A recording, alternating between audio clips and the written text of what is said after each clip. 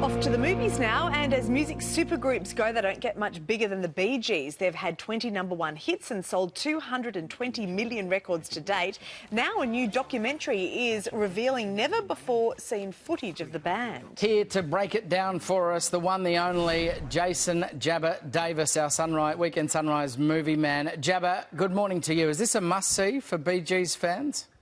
Oh, Matt, the Bee Gees. Who wants to watch a documentary about a bunch of old blokes singing in too tight trousers? At least that's what I thought until I watched this film. Man, I thought I hated the Bee Gees, but turns out there's a lot to love about this group. And I think, to answer your question, I think if you're not a fan of the Bee Gees, you're probably going to get a lot out of this like I did. I thought their whole shtick was the falsetto of staying alive.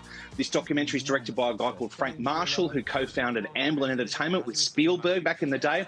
And he has really delved into what it's like to be a family making music. He's enlisted Barry Gibb, who Spielberg wanted to make a biopic on, but Barry said no thanks. But he has collaborated with this documentary. Chris Martin, Nick Jonas, Justin Timberlake, Eric Clapton, and even Noel Gallagher have a chat and highlight how this doco focuses on family over music. There's a heartbreaking moment when Barry Gibb says he would give away all the success just to have his brothers back. Let's take a look at the Bee Gees, How to Mend a Broken Heart. One of their best qualities was adaptability. In many ways, they were chameleons of pop. The way they changed and the groove they got into there was so profound. If that was something that was initiated by me, I can't think of any. One of the great things I've done in my life. I'll take full credit.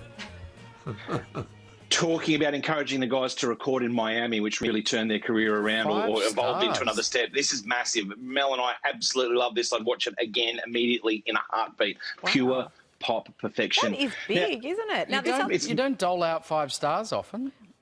That one is worth it. I've seen 3-star reviews, but they're from people that know everything, that have written Bee Gees encyclopedias. I know nothing about them. Loved it. Now, guys, Mel Gibson a couple of weeks ago playing Santa, worst movie of the year. People are saying Robert De Niro in The War with Grandpa is his worst role. I think that's an outrageous claim. Ruby and I love this. Robert De Niro, all-star cast. His daughter's played by Uma Thurman. He's a grieving widow, moves into her home. His grandson, Peter, has to make way for Grandpa. Not too happy about it. Declares war, and a prank war starts off. Let's take a look at The War with Grandpa.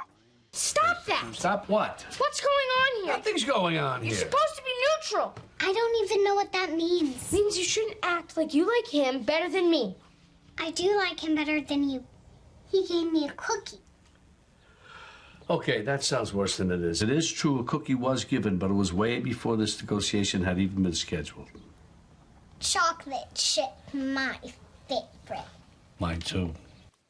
I love it. It's not going to win an Oscar, but it's a school holiday winner for grandparents around the country. Finally able to take grandkids to the cinemas. 3.5 stars for The War with Grandpa. A lot of fun for that one.